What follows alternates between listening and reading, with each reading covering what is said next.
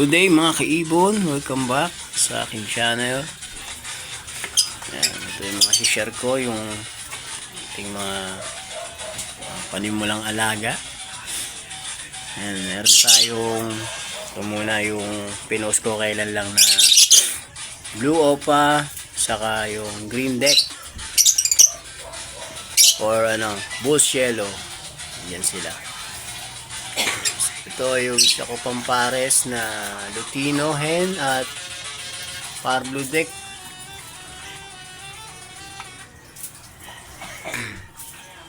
Dito naman yung back to back na green deck or yung bull yellow. Ayan. Nesting na rin yan.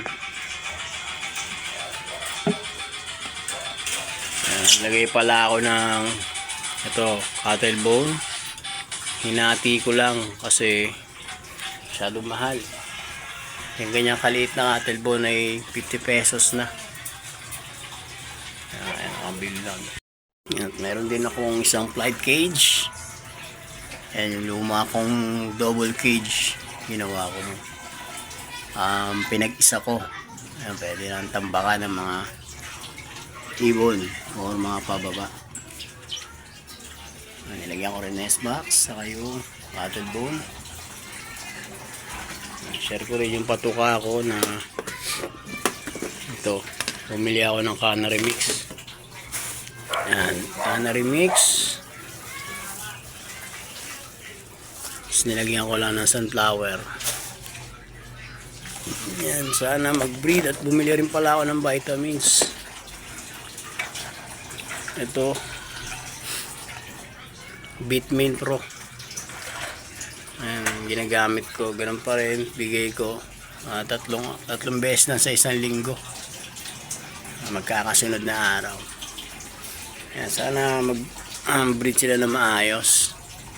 Ito kasi nagkaroon na to ng itlog kaso wala, nabugok. Ito rin nagkaroon na rin to ng itlog. Ayan.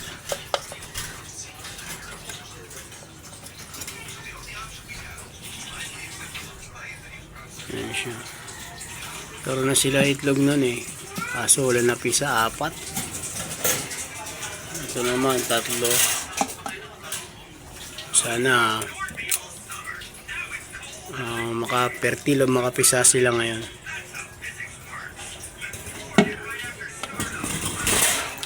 Aking flights Lutino saka Parblue. Ayan, next na kami kak Lutino kak, Parblue hen. Paparisin natin yan.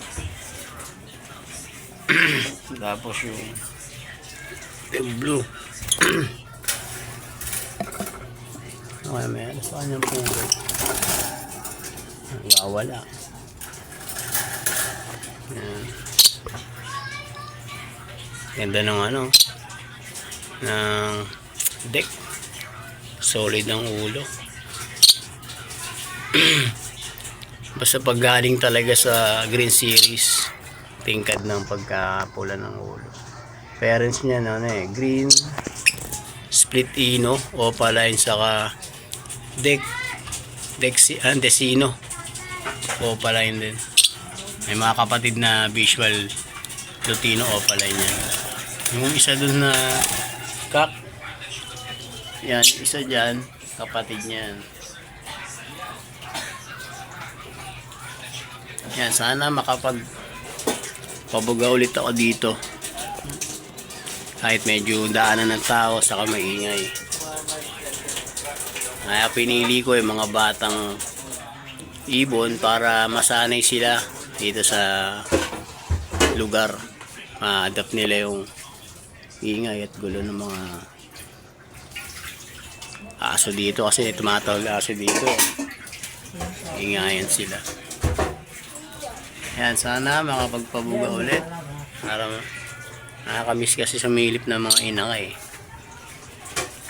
Mga kaibon, salamat. Yan, sana makapagparami tayo ngayon.